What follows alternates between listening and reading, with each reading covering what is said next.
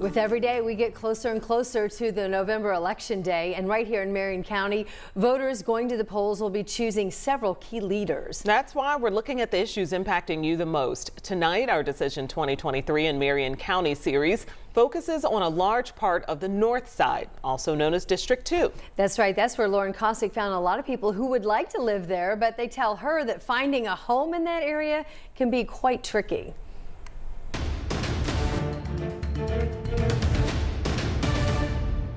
Buying a home can open a door to a new life. Our youngest son just graduated from high school, so we're empty nesters. Christy Westergren and her husband live in Avon, ready to move back to the city. There were a couple pockets that we were interested in right away. But finding a home in those pockets was the real challenge. We've just been looking, made a few offers that didn't go through. Waterfront, nice. Amy Spillman is Christy's realtor. That's a beautiful neighborhood. Together, they looked in District 2. Location, location, location, you know. It's one of the most in-demand areas of the city, with hot neighborhoods like Meridian Hills, Rocky Ripple, Nora, and Williams Creek.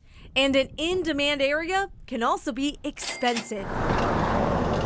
Take the Ravenswood neighborhood, for example. It sits just north of Broad Ripple. According to the real estate website Redfin, the average home there sells for more than $222,000. That's more than 13% from last year, and it's up almost 70% from September of 2018. And the national interest rate trends aren't helping. We're prepared to raise rates further. So it's hard to be able to get both of those things to fit still in one's budget. South side. In District 2, both candidates for city-county council are aware how housing prices are impacting their community. Very diverse community. Democrat Breanne Delaney beat 30-year incumbent Monroe Gray to run in this race. Walking around her own neighborhood, she says supply is a big issue. Everybody should be able to realize the American dream.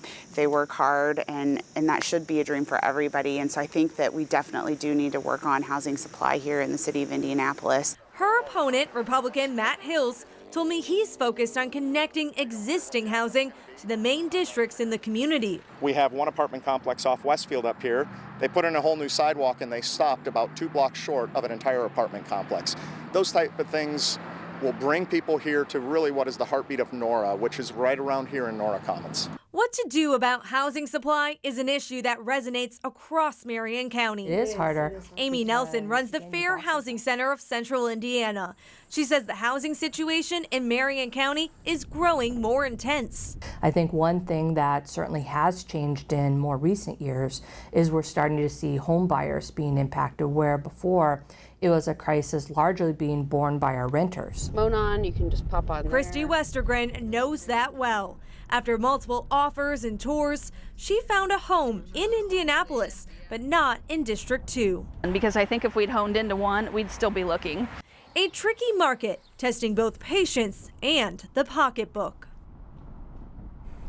So, Lauren, I actually heard you say that there's a shortage of available housing. So, yes. do we know what's causing it? There is a lot of factors at play. And there's actually one where Amy Nelson from the Fair Housing Center, she brought up one that many people don't know about. And we're going to get into that and the other issues driving this election as we continue our series next week here at WTHR. Yeah. Okay. All right. Supply and demand is always at play. Oh, yes. All right, Lauren, thanks so much. Well, right now you can hear more from the candidates in District 2 and get advice from Christy on how she found her home if you go to WTHR.com. You can also go to the WTHR app as well.